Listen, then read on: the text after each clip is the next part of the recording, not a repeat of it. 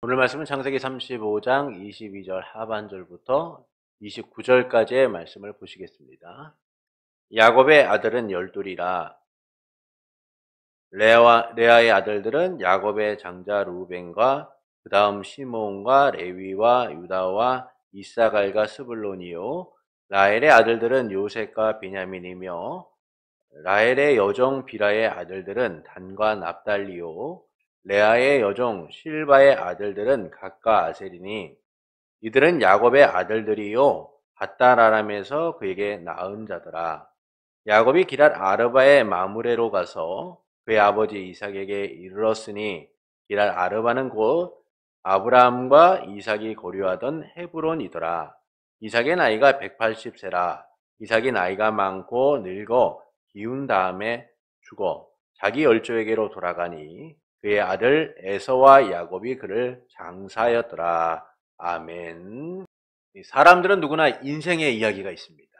행복한 이야기, 아픈 이야기, 사랑의 이야기, 갈등의 이야기 등 저마다 인생의 삶 속에서 여러 이야기들을 품고 살아가고 있죠. 그래서 사람들은 누구나 자신의 이야기를 아름답게 만들고자 노력을 해요. 그러나 성도는 이 세상의 이야기, 이 나만의 이야기를 써내려가는 이들이 아닙니다. 하나님의 나라의 이야기를 써내려가는 이들인 거죠. 주 안에서 구원받은 은혜의 반응으로서 하나님 나라 백성으로서의 삶을 우리의 인생에 담아내야 되는 거예요. 하나님의 나라 이야기, 내 삶에 채워갈 이야기를 이 삶 속에서 기대하며 살아가야 하는 겁니다. 이를 위해 모든 날 하나님의 나라 백성으로서 하나님의 나라의 이야기를 써내려가는 성도 여러분, 여러분의 삶의 이야기가 세상과 비교하여 볼품없어 보여도 우리가 써내려가는 이 이야기야말로 영원하고 아름다운 이야기인 거예요. 복된 이야기인 겁니다. 하나님께서는 이 이야기의 주인공으로 우리를 택하시고 함께하고 계시니까요. 우리의 삶에 복을 주시며 계속된 하나님의 나라의 삶을 누리도록 이끌어가고 계시기 때문인 거죠. 그러므로 하나님 나라 백성으로서 하나님 나라의 이야기로 삶을 채워가고자 힘쓰는 성도 여러분을 예수님의 이름으로 축복합니다. 이스라엘이 된 야곱은 두 번의 큰 슬픔을 경험하게 됩니다. 첫째는 사랑하는 아내 라헬의 죽음을 경험하게 된 것이죠. 둘째는 맏아들 르우벤의 배신이에요. 그러나 슬픔을 대하는 이 야곱의 방식이 이전과는 다르다라는 사실을 우리는 발견하게 됩니다. 감정에 충실하고 삶에 집착했던 이 야곱이 감정보다는 소망을 바라보며 그리고 아픔의 문제를 하나님께 맡기고 있다라는 것이죠. 이를 통하여 말씀은 이스라엘로 살아가는 야곱의 모습을 보여주고 있는 거예요. 하나님이 야곱을 이스라엘로 성장시키셨다라는 겁니다. 그래서 야곱은 이 라헬이 죽으면서 낳은 아들을 베노니라고 할 때에 베냐민이라고 부르며 하나님께 소망을 두죠. 또한 루벤이 자기의 처 비라와 동침한 사실을 알고도 그는 침묵하게 됩니다. 이는 그가 하나님의 주권적 통치에 모든 것을 맡기며 은혜 아래에 있었다라는 사실을 보여주고 있는 것이죠. 이처럼 야곱은 상황과 여건에 휘둘리는 삶이 아니라 하나님의 주권을 인정하며 하나님이 주신 삶을 이스라엘로서 살아가고 있다라는 사실을 보여주고 있습니다. 그리고 본문은 야곱의 아들들의 명단과 이삭의 죽음에 대하여 말씀하고 있어요. 야곱은 에브라스로 향하는 길에서 이제 라헬을 떠나보내며 베냐민을 낳게 됩니다. 그리고 말씀은 이 야곱의 아들들에 대하여 말씀하고 있죠. 각각의 어머니들을 통해 낳은 아들의 명단을 분류하여 말씀하고 있어요. 4명의 아내를 통해 낳은 12아들에 대하여 설명해 주고 있습니다. 이외의 말씀은 야곱이 기랏 아르바 근처 마므레에 있는 아버지 이삭에게로 가서 거주하였음을 말씀해 주고 있죠. 그리고 이삭의 나이 180세가 되었을 때 그가 기운이 다하여 장수하다가 죽게 되었다라고 설명하고 있습니다. 이 죽음을 에서와 야곱이 애도하며 장례를 치르게 되었다라는 것이죠. 이를 통하여 말씀하시는 바는 무엇일까요? 모든 죽음에는 사연이 있습니다. 그래서 사람들은 그 사연에 집중하게 돼요. 그럼 장례식장에 가면 우리가 제일 먼저 무엇을 묻습니까? 어떻게 하다 돌아가셨어요? 라는 말을 물어요. 어떻게 하다 돌아가셨습니까? 그러고 나서 그 이야기를 듣는 순간 우리는 공감하게 되는 거죠. 참 안타까운 죽음이네요. 참 호상이네요. 그 죽음의 사연들에 집중하게 되고 사람들은 그 죽음을 공감하며 애도하게 되고 때로는 그 죽음에 대하여 함께 마음을 나누게 됩니다. 그러나 모든 죽음이 공감을 받는 죽음이 아니다라는 사실을 우리는 발견하게 돼요. 그 사연을 듣는 순간 어떤 이들은 공감을 하는 이들이 있는 반면에 또는 공감을 하지 못하는 이들도 있죠. 압살롬아, 압살롬아. 다윗은 압살롬이 죽었다는 소식을 듣고 마음이 찢어질 듯 너무나 아팠습니다. 압살롬의 죽음에 대한 이야기를 듣는 순간 그 이야기에 빠져서 그는 헤어나올 수가 없었어요. 그래서 성문 위에 있는 자신의 방에 올라가 모두가 듣도록 울부짖은 겁니다. 내 아들 압살롬아, 내 아들 압살롬아, 차라리 내가 너를 대신하여 죽었더라면 좋았을 것을 내 아들, 내 아들아. 다윗은 압살롬을 떠나보낸 슬픔을 이기지 못했습니다. 그가 자신을 죽이려고 했던 아들임에도 불구하고 자신의 후궁들을 범한 악한 자임에도 불구하고 그 아들이 죽었다는 사실에 다윗은 애통하고 슬퍼하고 낙담하고 있었어요. 이 슬픔이 얼마나 컸는지 백성들은 또한 압살롬을 따르던 반역자들을 이긴 기쁨을 누리지 못하고 슬픔에 잠기게 됩니다. 그들은 마치 전장에서 도망친 자들인 것처럼 성읍에 몰래 들어오는 자들인 것처럼 숨도 제대로 쉬지 못하고 침묵할 수밖에 없었어요. 왜냐하면 압살롬과 싸워서 이겼다는 기쁨보다는 이 압살롬이 죽었다는 사실에 슬퍼하는 왕 때문에 제대로 된 기쁨도 누리지 못하고 그들은 침묵할 수밖에 없었습니다. 다윗은 압살롬의 죽음에 애통하고 안타까워했지만 백성들은 공감할 수 없었던 거죠. 지금은 그들은 승전가를 높이 울려야 될 때예요. 그런데 왕이 자기 아들이 죽었다는 사실만으로 슬퍼하고 있으니까 그들은 이 공감하지 못하는 죽음에 대하여 침묵할 수밖에 없었던 거죠. 이에 요압은 다윗에게 가서 압살롬을 향한 왕의 슬픔이 잘못됐다라고 지적을 하게 됩니다. 오히려 슬퍼하기보다는 왕을 위하여 목숨 걸 사람들을 위로하여 하셔야 되죠. 왕을 위하여 이들이 무엇을 냈는가를 당신이 보아야 됩니다. 근데 당신 지금 무엇을 하고 계십니까? 오히려 반역자인 아들을 슬퍼하고 있지 않습니까? 왕께서 백성들이 볼 수 있도록 나아가서 오늘 밤 왕의 곁에 있는 이들을 위로하여 주십시오. 그렇지 않으면 그들이 오늘 밤 당신을 다 떠날 겁니다. 그리고 그 아픔은 오히려 젊은 시절부터 지금까지 당신이 경험했던 어떤 아픔보다도 더 큰 고통으로 다가오게 될 겁니다. 이 말에 다윗은 슬픔을 거두고 백성들 앞에 나아가게 됐죠. 이처럼 모든 죽음이 다 공감을 얻는 것은 아니에요. 이 점에서 오늘 이삭의 죽음도 공감 가지 않는 부분이 있습니다. 이 죽음에 대하여 이삭이 장수하다 죽었다라고 합니다. 겉으로 볼 때는 별 문제가 없어 보여요. 이삭이 거주했던 곳에 이르러 야곱은 이삭이 거주하는 곳에 이르러 그곳에 머물다가 형 에서와 이삭의 장례를 치렀다라고 본문은 말씀하고 있어요. 그런데 이 이야기가 너무나 간략하다는 것이죠. 야곱이 느꼈던 그 슬픔의 감정이나 또는 그 죽음이 어떤 상황 속에서 이루어졌는가에 대하여 제대로 된 설명을 하지 않고 기운이 다하여 늙어 장수하다 죽었다. 이 정도로 설명하고 있다는 거예요. 근데 이 죽음에는 의문이 있어요. 왜냐하면 이 죽음은 12년 뒤에 일어날 일인 거예요.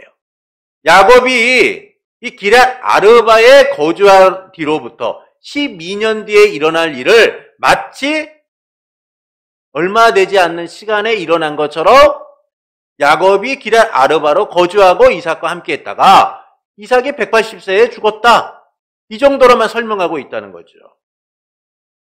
12년이라는 세월은 이삭의 삶의 마지막을 아주 풍성한 이야기들로 채울 수 있는 시간들인 거예요. 그의 마지막을 담을 수 있는 많은 이야기들이요, 이 12년이라는 시간 동안에 있었을 겁니다. 야곱이 아버지 이삭의 임종을 지켜보며 가졌던 감정이라든지, 형 에서와의 관계, 여러 가지 이야기들이요, 이삭의 12년이라는 시간에는 담겨져 있었을 거예요. 그런데 이삭의 죽음에는 매우 간략하게만 설명을 하고 있다는 겁니다. 모두가 공감하기에는 시기적으로나 내용면에 있어서도 이해가 되지 않는 거죠. 왜냐하면 야곱이 기럇 아르바에 가서 그 아버지 이삭과 함께했던 그때에 어떤 일이 있었냐면 요셉을 잃었을 때예요. 요셉이 그의 나이 17세의 형들에 의하여 애굽으로 팔려갔던 시기가 바로 이삭이 기럇 아르바에 가서 이삭과 함께 거주했던 그때인 거예요. 이 아픔의 시간을 야곱은 이삭과 함께 보낸 겁니다. 무려 12년 동안 이삭은 야곱이 얼마나 아픔을 경험했고 얼마나 힘들어했고 어떤 삶을 살아왔는지를 목격했을 거예요. 또한 야곱은 약해진 아버지의 모습을 보면서 견뎌야 했던 시간입니다. 그런데 본문은 이 이삭의 죽음을 너무나 간략하게 설명하고 있다는 거예요. 만약 이 이야기를 제대로 하려고 한다면 요셉이 팔려간 뒤에 이야기가 나왔어야 돼요. 요셉이 팔려가고 이삭이 180세에 기운이 다하여 늙어 장수하다 죽었다. 이 정도 설명이 되었어야지 이 이야기가 갖고 있는 의미들을 우리는 제대로 이해할 수 있었을 겁니다.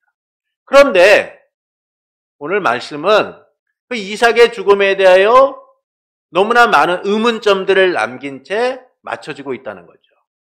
공감이 잘 되지 않는 이 죽음의 내용들을 우리에게 설명해 주고 있어요. 이를 통하여 말씀하시는 바는 무엇일까요? 하나님 나라의 성취와 약속이 진행되고 있다, 계속되고 있다라는 사실을 보여주고 있는 겁니다. 야곱의 아들들의 명단과 이삭의 죽음은 하나님 나라의 기초인 이스라엘 공동체의 이야기가 시작되고 있다라는 사실을 알려주고 있는 거예요. 그러니까 하나님께서 야곱에게 하셨던 이 약속이 성취되어서 그 약속이 어떻게 진행되고 있는가, 어떻게 새로운 모습으로 계속되고 있는가를 오늘 본문은 우리에게 알려주고 있는 겁니다. 새로운 시대, 새 인물에 의하여 약속이 진행되어 간다라는 사실을 알려주고 있는 것이죠. 이를 본문은 두 부분에서 설명해 주고 있습니다. 첫째는 하나님 나라의 기초가 세워졌음을 보여주고 있는 거예요. 하나님 나라의 기초가 세워졌음을 보여주고 있는 겁니다. 22절 하반절부터 26절을 보시겠습니다. 야곱의 아들은 12이라 레아의 아들들은 야곱의 장자 르우벤과 그 다음 시므온과 레위와 유다와 이사갈과 스불론이요, 라헬의 아들들은 요셉과 베냐민이며 라헬의 여종 비라의 아들들은 단과 납달리요, 레아의 여종 실바의 아들들은 gad과 아셀이니 이들은 야곱의 아들들이요 바단 아람에서 그에게 낳은 자더라. 베냐민의 출생 이후에 오늘 본문은 야곱의 아들들에 대하여 말씀해주고 있습니다. 그러니까 이들을 목의 혈통을 따라서 분류해서 설명해 주고 있는 거죠. 이는 야곱이 낳은 아들을 36장에 등장하는 에서의 자손과 비교하여 보여주기 위해서예요. 우리가 창세기를 여러 번 보시면은 하나님께서 그 택한 백성에 대한 자손들에 대하여 이야기해주고 나서 택함받지 못한 자들의 이야기를 해주시는 모습을 봅니다. 또는 택함받지 못한 자손들의 그 족보를 이야기해주고 택함받은 자들의 이야기를 해주고 계시죠. 오늘 야곱의 아들들의 이름이 먼저 거론되고 있는 것은 그들이 하나님의 택한 백성으로서 그 하나님 나라의 기초를 이루는 자들이다라는 사실을 보여주고 있는 거예요. 그리고 바로 이어서 36장에서는 에서 자손의 이야기를 통하여 그들은 택함받지 못한 자들로서 어떤 삶을 살아가고 있는가를 함께 보여주고 있는 겁니다. 그것은 하나님의 구속의 역사 속에서 택함받은 자들의 삶이 어떻게 인도하고 이끌려지고 있는가, 하나님이 어떻게 그들을 인도하고 계시는가를 함께 보여주고 있는 것이죠.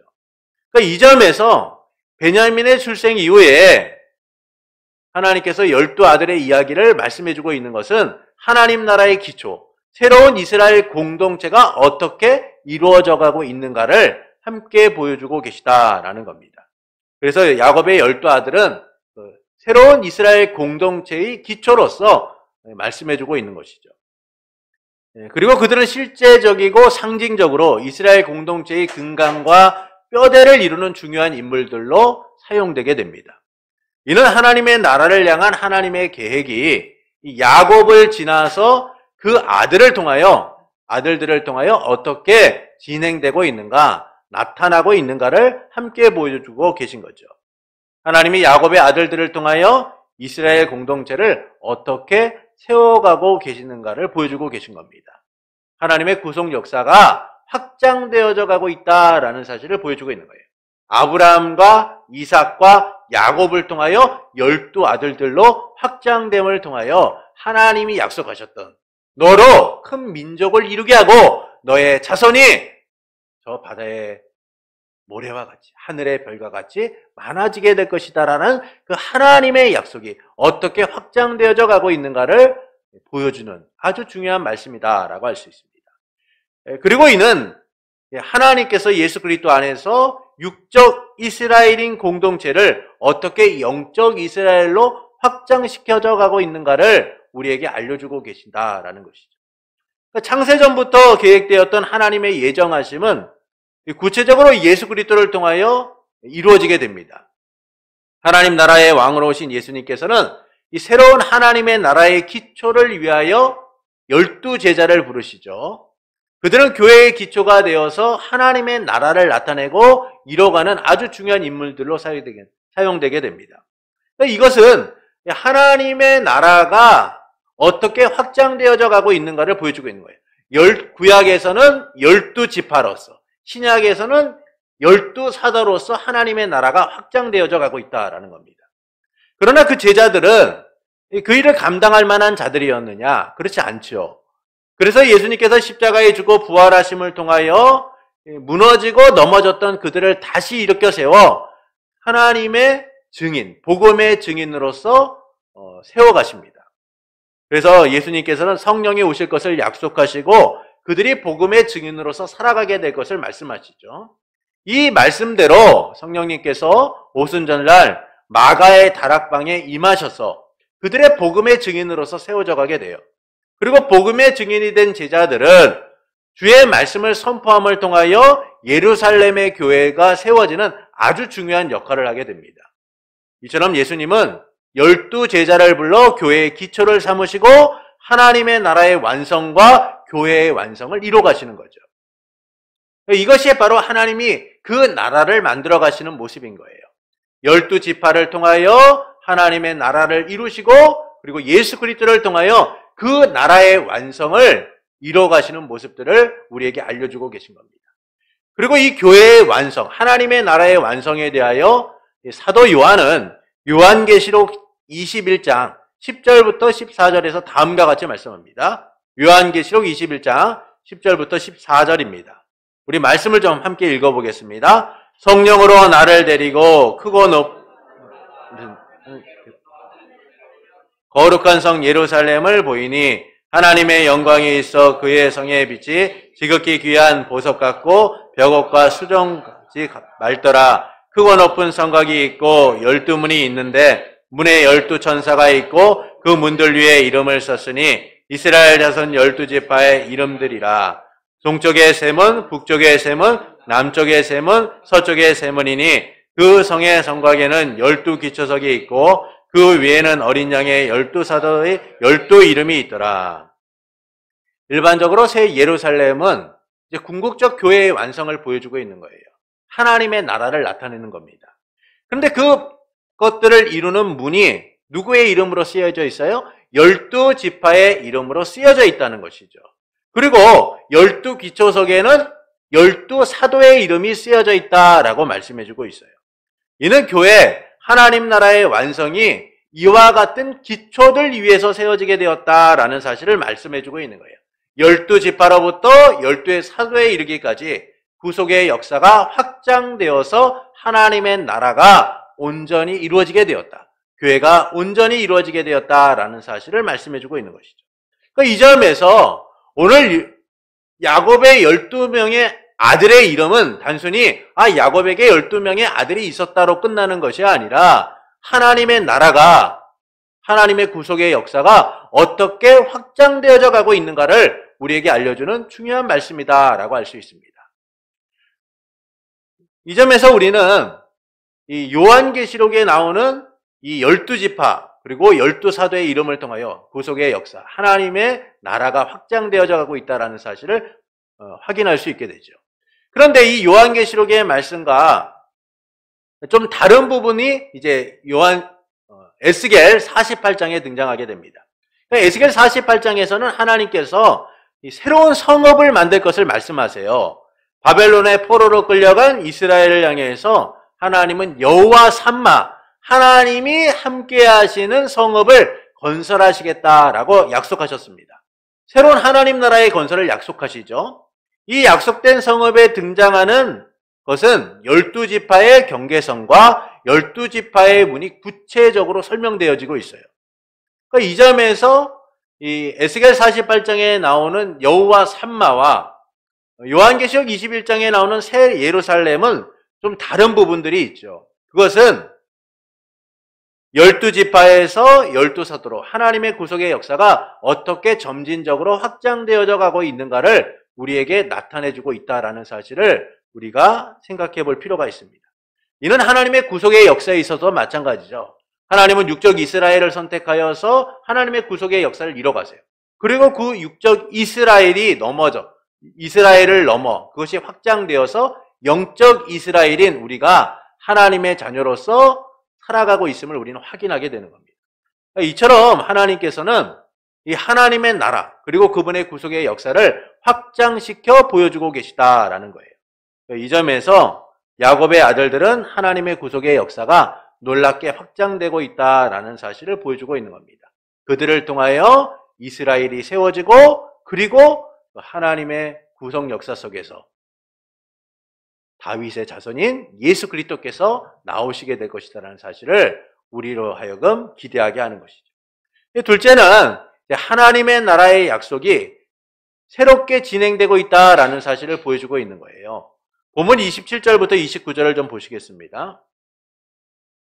야곱이 기랏 아르바의 마므레로 가서 그의 아버지 이삭에게 이르렀으니 기랏 아르바는 곧 아브라함과 이삭이 거류하던 헤브론이더라. 이삭의 나이가 180세라. 이삭이 나이가 많고 늙어 기운이 다음에 죽어 자기 열조에게로 돌아가니 그의 아들 에서와 야곱이 그를 장사하였더라. 이삭의 죽음이 말씀하는 것은 이삭의 죽음과 함께 야곱의 이야기가 성취되었다라고 끝나는 것이 아니라 하나님의 약속이 성취되었을 뿐만 아니라 그 이야기가 새로운 인물들과 새로운 시대에 계속되고 있다라는 사실을 말씀해주고 있는 것이죠. 이는 이삭의 죽음과 함께 이삭과 야곱의 이야기가 맞춰지는 것이 아니라 계속된다라는 거예요. 하나님의 약속이 세대와 세대를 거쳐 또 그 세대를 넘어 계속되고 있다라는 사실입니다. 그러니까 야곱은 이삭이 있는 이 기랏 아르바 마므레에 거주하게 됩니다. 이에 대하여 창세기 37장 1절은 다음과 같이 말씀하죠. 야곱이 가나안 땅 곧 그의 아버지가 거류하던 땅에 거주하였으니. 그러니까 요셉의 이야기가 시작하며 야곱이 이삭과 함께 거주하였다라는 사실을 우리에게 먼저 말씀해주고 있어요. 반면에서는 세일산에 거주했다라고 창세기 36장 8절은 증언해주고 있습니다. 그러니까 이삭과 함께 산 사람이 누구예요? 야곱이라는 것이죠. 에서는 이삭과 멀리 떨어져 따로 생활했다라는 사실을 우리에게 알려주고 있어요. 이 점에서 야곱은 실질적 장자로서 이삭을 봉양하고 있었다라는 겁니다. 그가 장자의 권리를 빼앗고 장자의 축복을 빼앗았지만 하나님께서는 그가 진정한 장자로서 장자의 축복을 누리는 자로서 이삭을 봉양하도록 만드셨다라는 것이죠. 그런데 본문은 이제 야곱의 거주와 함께 이삭의 죽음을 거론해주고 있다는 거예요. 그러니까 앞서 말씀드렸다시피 이 죽음에 대한 거론이 약간 의문이에요. 왜냐하면 야곱과 이삭이 함께한 시간은 12년입니다. 12년. 12년이 짧은 시간이 아니잖아요. 왜 12년이냐? 이 근거를 우리는 야곱이 헤어진 요셉을 만나 이집트 왕 앞에 나가던 때를 기준으로 해서 12년이라는 시간을 우리가 유추할 수 있게 됩니다. 당시 야곱은 이집트 왕 앞에 나가서 이렇게 설명하죠. 내가 험난한 세월을 살았습니다. 내 조상에게는 비할 바가 되지는 못하지만 제가 험난한 세월을 살았습니다. 그러면서 자기의 나이를 130세다라고 얘기해요. 130세. 이때 야곱과 요셉이 헤어진 지가 22년이 되었어요. 왜 그렇게 되냐? 요셉이 17세에 이집트의 노예로 팔립니다. 그래서 30세에 이집트의 총리가 되죠. 이 기간이 13년이에요. 또한 그로부터 7년의 풍년이 있었습니다. 또한 2년의 흉년이 있은 다음에 누구와 만나게 돼요? 요셉과 형제들이 만나게 되고 그리고 요셉과 야곱이 만나게 되죠. 그러니까 풍년과 흉년의 시간이 합쳐서 9년이잖아요. 그러니까 13년의 시간과 9년이 합쳐지면 22년인 거예요. 그러니까 이를 기준으로 할 때 야곱은 22년 전에 108세였다라는 사실을 우리가 확인하게 돼요. 그러면 이삭의 나이는 이때 몇 세였냐? 이삭이 야곱과 에서를 낳은 때가 60세입니다. 그러면 이삭의 나이가 몇 세예요? 야곱이 그때가 108세였으니까 60을 더하면 168세죠. 근데 오늘 본문은 이삭이 몇 세에 죽었다고 합니까? 180세에 죽었다는 거예요. 그러니까 12년의 시간 동안 야곱과 이삭은 함께 했다라는 사실을 우리는 확인할 수 있게 돼요. 이 점에서 이삭의 죽음은 이 요셉의 이야기 뒤편, 요셉이 노예로 팔렸다 라고 말씀하는 그 이야기 뒤편에 거론돼야 맞는 겁니다. 그런데 오늘 본문은 이 요셉의 이야기 전에 이삭의 죽음을 거론하고 있다라는 것이죠. 이삭과 야곱의 이야기가 새롭게 전개된다라는 사실을 보여주기 위하여 미리 앞의 이야기를 갖고 와 말씀해주고 있는 거예요. 야곱의 아들들을 통해 구속의 역사가 새롭게 전개된다라는 사실, 그리고 그 이야기는 멈추지 않고 계속되고 있다라는 사실을 보여주시고자 이삭의 죽음을 미리 말씀하심을 통하여 야곱의 약속이 성취되고 이삭의 죽음이 함께 이루어짐을 통하여 그 이야기는 끝나는 것이 아니라 계속 진행되고 있다라는 사실을 알려주고 계신 거죠. 죽음이 마지막이 아니라 새로운 시작을 위한 귀한 발판이 되고 있다라는 사실을 알려주고 계신 거예요. 그러니까 이처럼 본문은 하나님의 나라 기초인 야곱의 12아들과 이삭의 죽음을 통하여 하나님의 약속이 성취되었다는 사실과 그 약속은 계속 진행되고 있다라는 사실을 보여주고 있는 겁니다. 이는 완성된 하나님의 나라의 이야기로 우리를 이끌어가고 있는 거예요. 하나님 나라의 약속은 아브라함과 이삭과 야곱을 거쳐 12아들 그리고 예수 그리스도에게로 이르게 됩니다.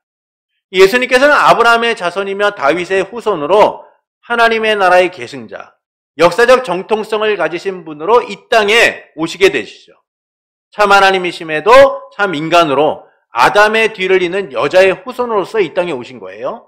그리고 하나님 나라의 이야기가 완성되고 계속되도록 그 일을 행하셨습니다. 친히 십자가에서 죽으시고 부활하심을 통해 하나님의 나라가 우리 안에 이루어지게 하신 거예요. 그리고 다시 오심을 약속하심으로 완성되고 극치를 이룰 하나님의 나라를 우리가 기대하며 살아가도록 만드신 겁니다. 그래서 주 안에서 하나님 나라 백성된 우리는 삶과 죽음의 과정을 넘어 하나님 나라의 계승자로서 살아가게 되는 거예요. 이것은 무엇이냐면 세대와 세대를 넘어서 약속의 백성으로 살아가는 우리의 이야기는 끝나지 않았다는 거예요. 우리의 삶을 통하여 이루어진 하나님의 나라의 이야기는 끝나지 않고 우리의 삶이 맞춰지더라도 세대와 세대를 넘어 계속 이어지고 있다라는 사실을 알려주고 있는 것이죠. 이처럼 야곱의 아들들과 이삭의 죽음은 하나님의 나라가 확장되고 계속됨을 보여주며 세대와 세대를 거쳐 그 이야기가 계속되고 있다, 이어지고 있다라는 사실을 알려주고 있는 겁니다. 그래서 우리는 예수님을 통하여 주어진 이 하나님 나라의 시민권자, 계승자로서 하나님의 나라의 이야기가 계속됨을 보여주는 삶이 되어야 돼요. 이를 통하여 하나님께서는 우리가 어떻게 살아가기를 원하실까요? 우리의 삶을 통해 하나님의 나라의 이야기가 계속되기를 원하세요. 택함받은 순간 우리는 단순한 인생의 이야기를 써내려가는 자들이 아니에요. 여러분, 세상은 어떻습니까? 자기들의 이야기를 만들고자 하잖아요. 나만의 성공 스토리, 나만의 아름다운 이야기를 인생 가운데 만들려고 해요. 그러나 우리는 하나님 나라의 이야기를 써내려가는 이들이에요. 이 이야기 안에 우리를 향한 하나님의 계획이 담겨져 있고 하나님의 사랑과 주 예수 그리스도의 은혜가 담겨져 있어요. 그래서 우리는 이 이야기를 우리의 인생 속에서 드러내고 나타내고 써내려가는 자들이 되어야 하는 겁니다. 그런데 이 이야기는 드라마가 막을 내리도 끝나는 이야기가 아니라는 거예요. 인생이 맞춰져지는 순간 끝나는 이야기가 아니라는 겁니다. 우리를 통해, 또한 우리의 자녀를 통해 세대와 세대를 거쳐 하나님의 약속된 자들을 통하여 이 이야기는 멈추지 않고 계속된다는 것이죠. 우리 주 예수 그리스도께서 다시 오실 그날까지 하나님의 나라의 이야기는 계속된다는 거예요. 그래서 우리는 하나님의 나라의 이야기가 내 삶을 통하여 아름답게 나타나도록, 드러나도록 힘쓰는 이들이 되어야 됩니다. 나의 삶에 하나님의 나라의 이야기로 채워가는 이들이 되어야 하는 것이죠. 네, 그러나 우리의 이야기가 길을 잃어버릴 때가 있어요. 하나님의 나라의 이야기가 아니라 다른 이야기들이요, 우리의 삶에 채워질 때가 있습니다. 그것은 나만의 이야기를 써내려가기 때문이에요. 세상을 따라서 성공 스토리, 인생 스토리, 나만의 이야기를 써내려가기 때문인 겁니다. 그러다 보니까 하나님의 나라를 보여주는 하나님 나라의 이야기가 언제부턴가 우리의 삶 속에서 차츰차츰 줄어들기 시작하는 거예요. 하나님의 나라의 이야기가 길을 잃어버리고 다른 이야기들이 우리의 삶에 채워지기 시작하는 겁니다. 그런데도 이 나만의 이야기를 만드는 삶에서 우리가 잘 벗어나지 못할 때가 있어요. 세상의 유혹에 빠져서 세상의 이야기의 매력을 느껴 그 삶을 향해 가는 거죠. 누군가의 성공 스토리, 누군가의 인생 스토리에 감동을 받고 동기부여를 받아서 나도 그렇게 살아야지. 야, 저렇게 사는 거 얼마나 멋지냐? 라고 우리는 스스로 결론을 내리고 모두가 인정할 만한 나만의 이야기를 만들고자 그렇게 살아가요. 사실 세상의 이야기를 한번 들어보면 얼마나 매력적입니까? 나도 저렇게 살고 싶다. 여러분, 그런 생각 한 번쯤 해보신 적도 있을 거예요. 세상의 이야기는 참으로 매력적이고 아름답기까지 해요. 그러나 그와 같은 이야기들이 우리의 인생의 삶을 채울 만한 이야기냐? 그렇지 못한다는 것이죠. 기드온의 아들 아비멜렉은요, 자기만의 성공 스토리를 만들고자 애를 썼던 사람 중에 하나입니다. 성공한 아버지를 보며 그는 동경했어요. 나도 아버지처럼 저 이스라엘을 다스렸으면 좋겠다. 그러나 기드온에게는 자신 외에도 70명이나 되는 아들들이 있었어요. 이들에 비하여 아비멜렉은 너무나 초라한 신분을 갖고 있었습니다. 기드온의 70명의 아들들이 기드온의 아내들에 의하여 낳은 것과 달리 자기는 세겜이라는 아주 볼품없는 땅에 거했던 그 기드온의 첩이 낳은 아들이었기 때문이에요.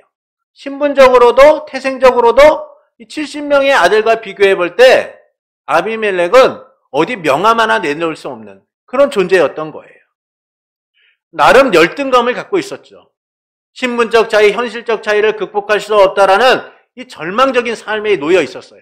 그랬던 그가 자기만의 성공 스토리를 만들고자 외가를 찾아가게 됩니다. 세겜 땅에 찾아가서 자기 친척들을 모아놓고 얘기하는 거죠. 여러분 보십시오. 70명의 사람들이 당신들을 다스리는 게 낫겠습니까? 아니면 혈육관계인 내가 당신들을 다스리는 게 낫겠습니까?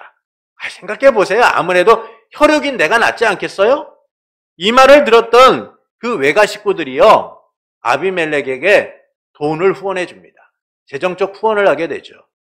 이 돈을 가지고 아비멜렉은 건달들을 사서 아주 불량배들을 사가지고 기드온의 70명의 아들들을 다 죽이게 됩니다.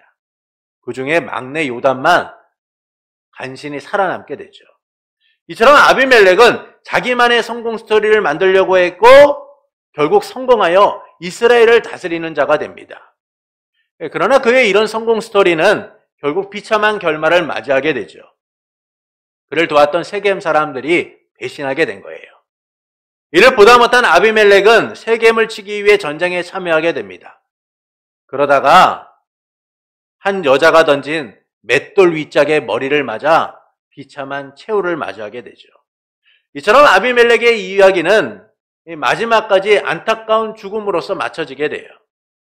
이와 같은 아비멜렉처럼 많은 이가 자신만의 이야기를 만들려고 하고 성공적인 이야기를 만들려고 합니다.